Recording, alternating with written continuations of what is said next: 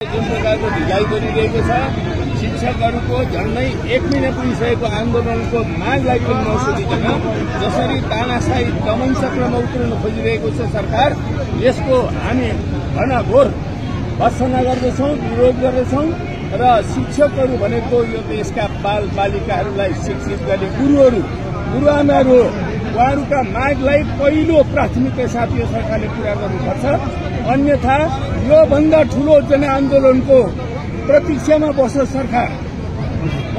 यो तपाईले नै भन्नुभयो 1 महिना भइसक्यो शिक्षकहरू सडकमा भएको, शिक्षकहरूको माग सम्बोधन गर्न भन्दा शिक्षकमाथि दमन गर्न सरकार खुसी भएको जस्तो देखियो। यसलाई चाहिँ नेकपा यसले कसरी हेरेको छ मान्यता?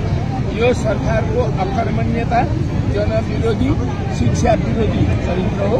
यस प्रकारको चरित्रको हामी विरोध गर्छौं, भर्त्सना गर्छौं र देशको शिक्षा व्यवस्थामा 28 सालको ऐनले अहिले पनि चालु भइरहेको छ। यसको सट्टा तुरन्त यत्रो ठूलो परिवर्तन भइसकेपछि नयाँ ऐन ल्याउनु पर्ने कुराहरूमा सरकारले अहिले पनि ध्यान दिन नसक्नु।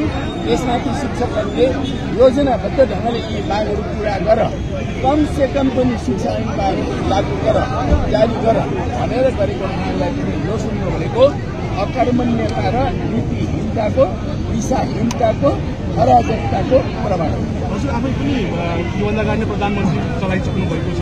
अहिले प्रधानमन्त्री केपी शर्मा ओलीले शिक्षकहरूले मागेको माग पूरा गर्न नेपाल गणतन्त्रले पुग्दैन, यो सम्भावनै छैन भनेर पनि के छ यसमा? यो आफैमा अर्को अकर्मण्य कुरा हो, नीतिहीन कुरा हो। यो देशमा शिक्षाको विकास गर्ने हो भने कम्तीमा बजेटको 20% हाल्नै पर्छ।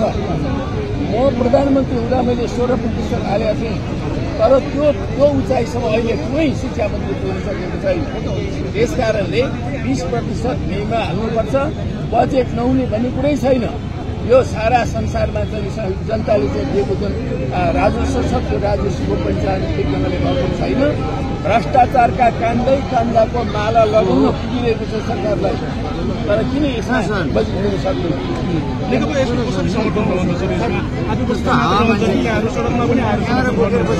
यसले हाम्रो समर्थन जारी रहन्छ, अन्तिमसम्म समर्थन जारी रहन्छ। Thank you so much. Thank you.